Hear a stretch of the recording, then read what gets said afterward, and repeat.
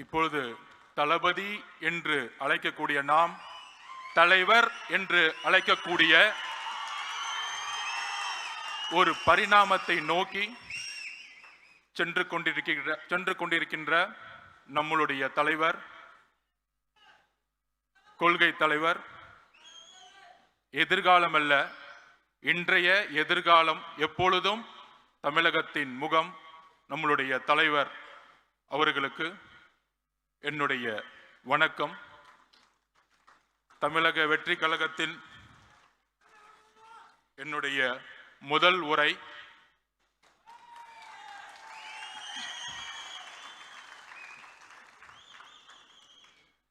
தந்தை பெரியார், புரட்சியாளர் அம்பேத்கர், கர்ம வீரர் காமராஜர், சமூக சீர்திருத்தவாதி அஞ்சலை அம்மாள் அவர்கள், வீரமங்கை வேலுநாச்சியார் அவர்கள் அவர்களுடைய கொள்கைகளுக்கும் தியாகங்களுக்கும் என்னுடைய முதற்கண் வணக்கம்.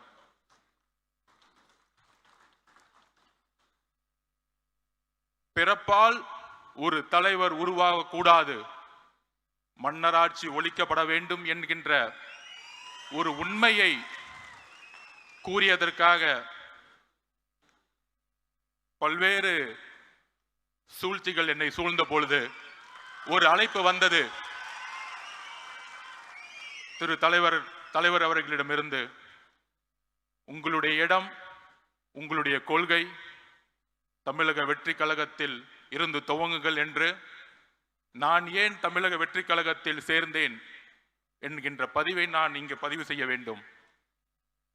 சிறு வயதில் புரட்சியாளர் அம்பேத்கர் அவர்களிடமும் தந்தை பெரியார் அவர்களிடம் இணைக்கப்பட்டவன் நான். அந்த கொள்கை வழியில் பல்வேறு அரசியல் கட்சிகளில் பணி சேர்ந்த அனுபவம் இருக்கிறது. ஆனால் என்னுடைய ஒரே கேள்வி, தந்தை பெரியார் அவர்களை சமூக சீர்திருத்தத்தை பேசக்கூடிய இந்த அரசியல் 70 வருட அரசியல் எப்பொழுதும் புரட்சியாளர் அம்பேத்கரை மேடையில் ஏற்றியது கிடையாது.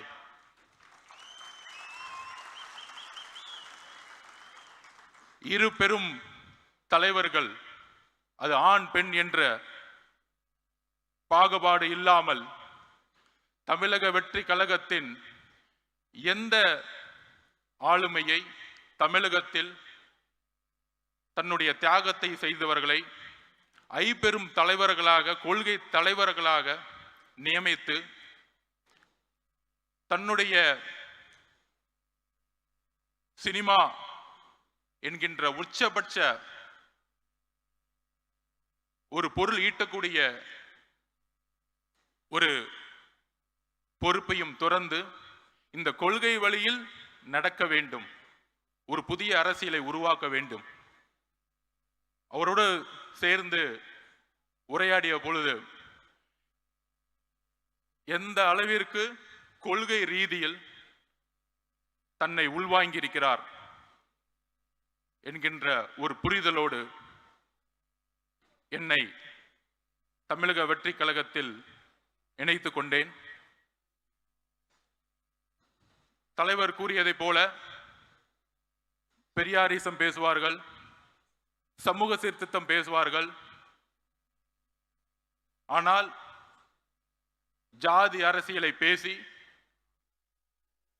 தேர்தல் அரசியலில்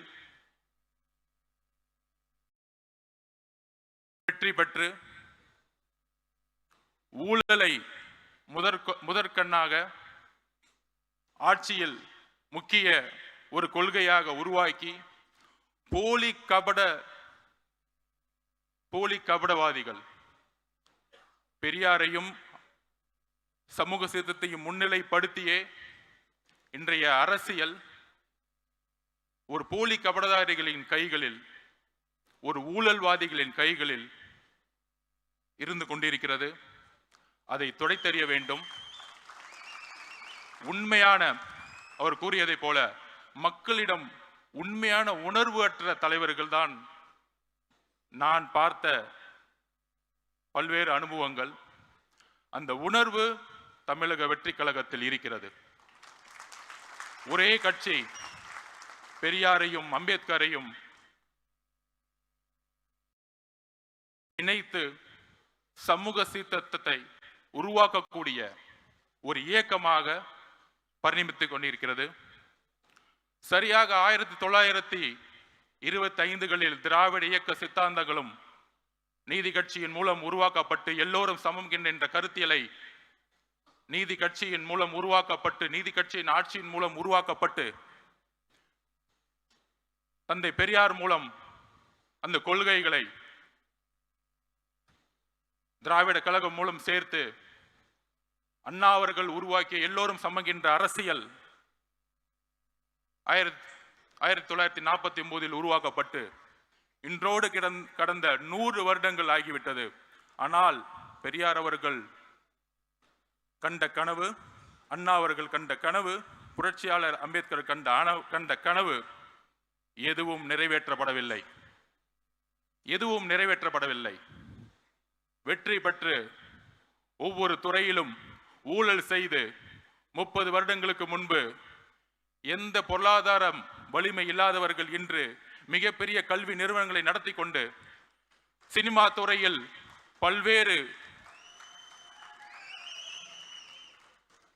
தொழில்களை நடத்தி கொண்டு இருக்கின்ற ஒரு அரசாங்கமாக அரசை நோக்கிய ஒரு அரசியல் இன்று இருந்து கொண்டிருக்கிறது. அதற்கு ஒரே மாற்று தமிழக வெற்றி கழகம். அதற்கு ஒரே சிந்தனை உள்ள தலைவர் நம்மளுடைய தலைவர் விஜய் அவர்கள். எல்லோரும் பொதுவா கொள்கை ரீதியா இருக்கக்கூடியவர்கள் தொலைக்காட்சி விவாதங்கள் பேசிக் கொண்டிருப்பார்கள். நடிகர், அவருக்கு கொள்கை தெரியுமா அப்படிங்கிற விமர்சனம் இன்றைக்கு வரைக்கும் வைத்துக் கொண்டிருப்பார்கள். 75 வருடங்களாக கொள்கை பேசிய தலைவர்கள் இதுவரையும் என்ன மாற்றத்தை உருவாக்கி இருக்கிறார்கள்? 2021 பிரச்சாரம் திமுக செய்த பொழுது தமிழகத்தை கடனில் செலுத்திய மாநிலம் அதிமுக 5 லட்சம் கோடியை விட்டு சென்றது. 15 வருஷமா 5 லட்சம் கோடி தமிழக அரசு வாங்கியது. இன்றைக்கு வந்த 4 வருஷத்துல 4 லட்சம் கோடி. இன்றைக்கு 9 லட்சம் கோடியாக கடன் சென்றுகிட்டு இருக்கிறது. Policy failures.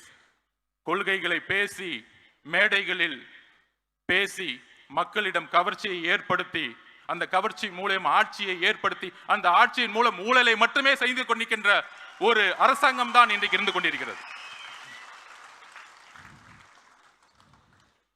மேம்பட்ட நாடுகளில் ஊழல் எப்படி இருக்குன்னா, வளர்ச்சி ஊழல், பொருளாதாரத்தை உருவாக்குவாங்க, அதுல ஊழல் இருக்கும். இங்க கடனை உருவாக்கி அதுல ஊழல் பண்றாங்க. இதுதான் பிரச்சனை. ஊழல் பண்றீங்க, ஒரு பொருளாதாரத்தை உருவாக்கி ஊழல் பண்ணா கூட ஒரு பெரிய புரட்சியை மேலை நாடுகளை பார்க்கலாம். இங்க கடனை உருவாக்கி ஊழலை செய்து கொண்டிருக்கிறார்கள். நம்மளுடைய தலையில எல்லாம் 9 லட்சம் கோடி இருக்கு. இன்னைக்கு 4 வருஷத்துல 4 லட்சம் கோடி. கேட்டா பொருளாதாரம் வளர்ந்துருச்சு, 10 லட்சம் கோடியை கொண்டு வந்துட்டோம். எல்லாமே மீடியா செட்டிங், பக்கா செட்டிங் பண்ற தவிர எதுவுமே தெரியாது. நான் ஒன்னே ஒண்ணு கேட்கிறேன், என் தலைவரை பார்த்து நடிகருக்கிறீங்க. அவர் எப்பவுமே சொன்னார், இப்ப கூட பதிவில், என்னுடைய ஒரே ஒரு கமிட்மெண்ட் இருக்கு, முடிந்த உடனே என்னுடைய வாழ்க்கை முழுவதும் மக்களுக்காக டிக்ளேர் பண்ணிட்டார்.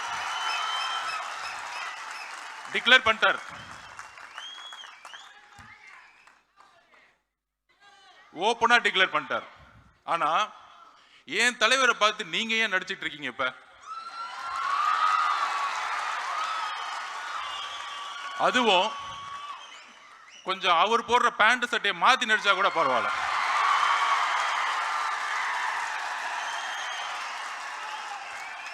இதுல இருந்து ஒரு பதிவாகுது, உங்களுக்கு முதல்வரும் ரசிகர் தான்.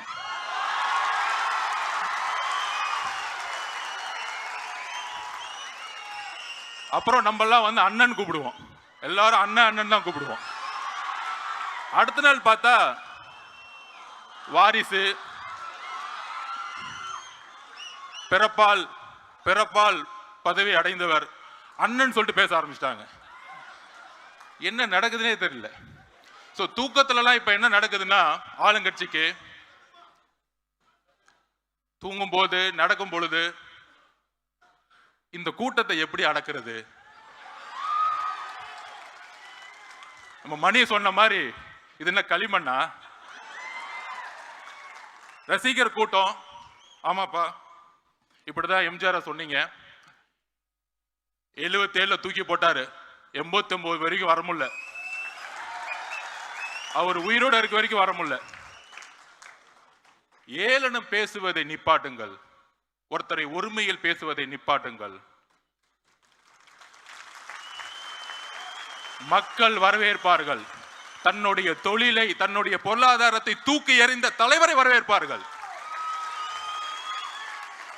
ஆட்சியை அமைத்து பொருளாதாரத்தை உருவாக்கக்கூடிய அரசாங்கங்கள் தான் நாம் பார்த்துக் கொண்டிருக்கிறோம். பொருளாதாரத்தை தூக்கி எறிந்த ஒரு தலைவரை நாம் பார்த்துக் கொண்டிருக்கப்படுகிறோம். அதற்கு ஒரு தைரியம் வேண்டும். அந்த தைரியத்துடன் தான் நாமும் நம்முடைய தலைவரும் இங்க இருக்கக்கூடிய மாவட்ட செயலாளர்களும் ஒன்றிய பொறுப்பாளர்களும் ஏன் பூத் லெவல் செக்ரட்டரியிலும் எல்லோரும் ஒரே பயணத்தை நோக்கி செல்ல போகிறோம்.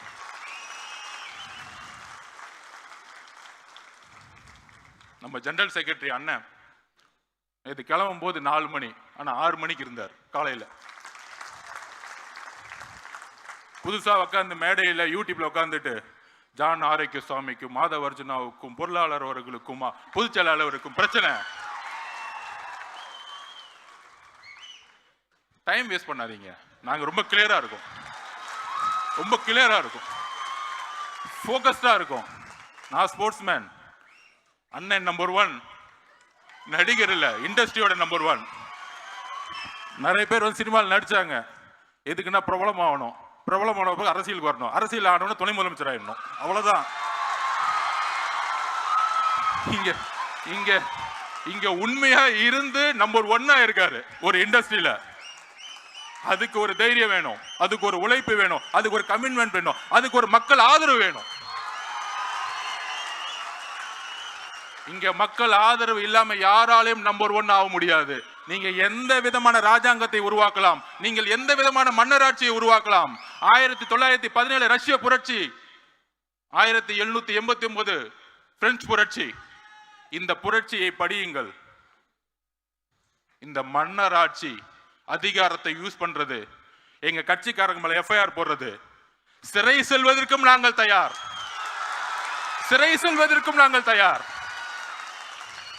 சிறைகளை பார்த்து பயப்படுவர்களை நாங்கள் சிறையும் செல்வோம், சென்ட் ஜார்ஜ் கோட்டையும் செல்வோம்.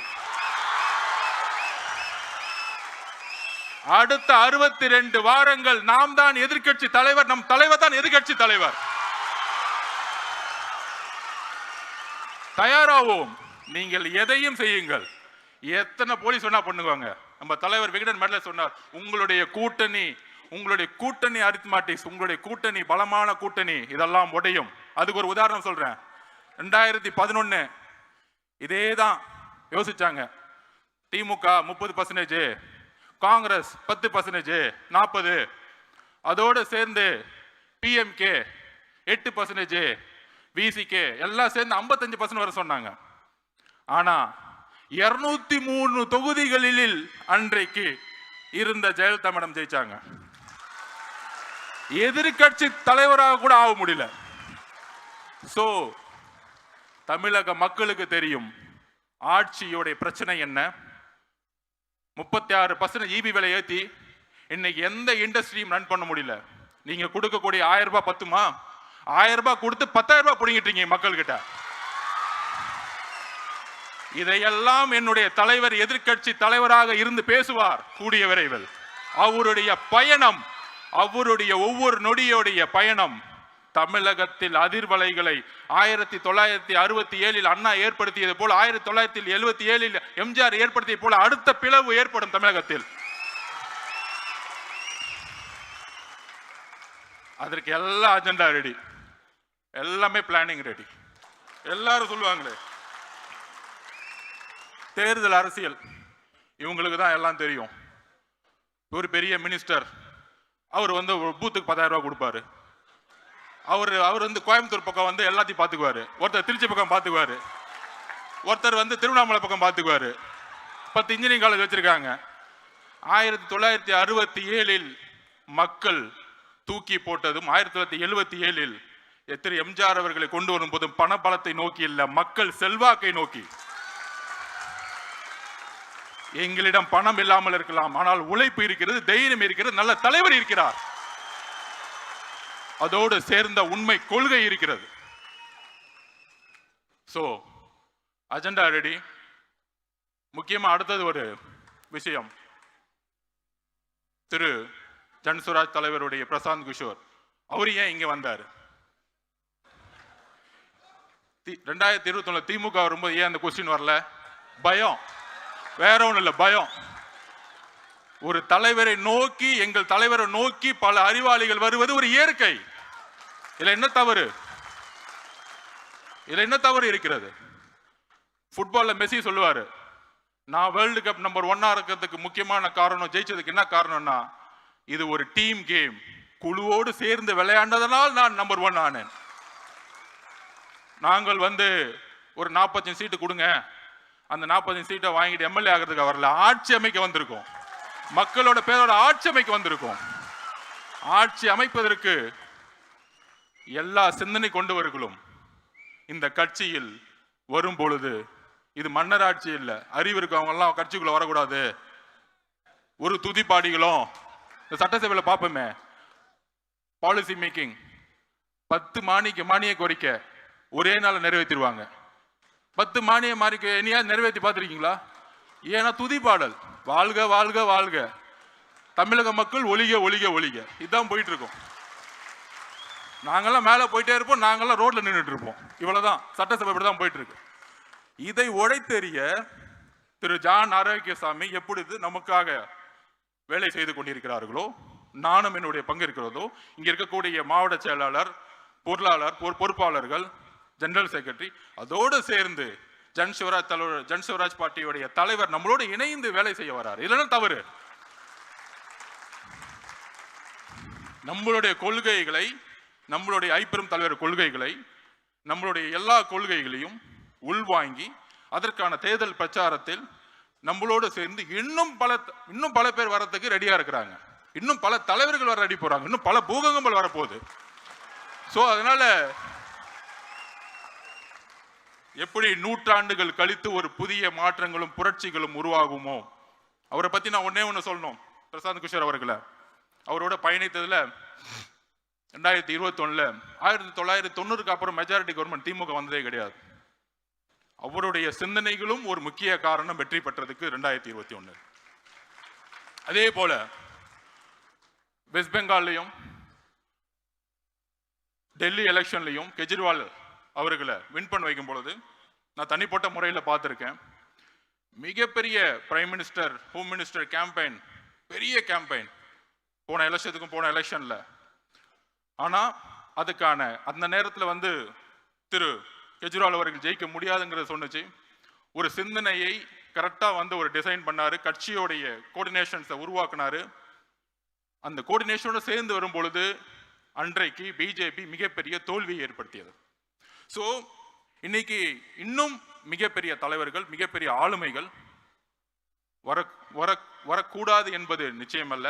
ஏனென்றால் நாம் ஒரு ஆட்சியை, மக்கள் துணையுடன் ஒரு ஊழலற்ற ஆட்சியை உருவாக்க இங்க எல்லோரும் ஒரு உறுதியேற்க வந்திருக்கின்றோம்.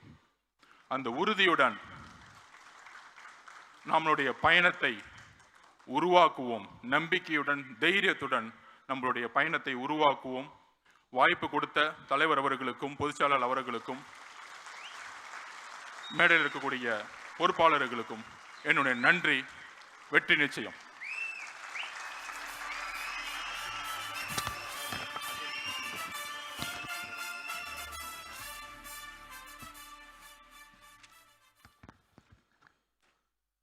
Nandri. It's time to felicitate our special guest of the day.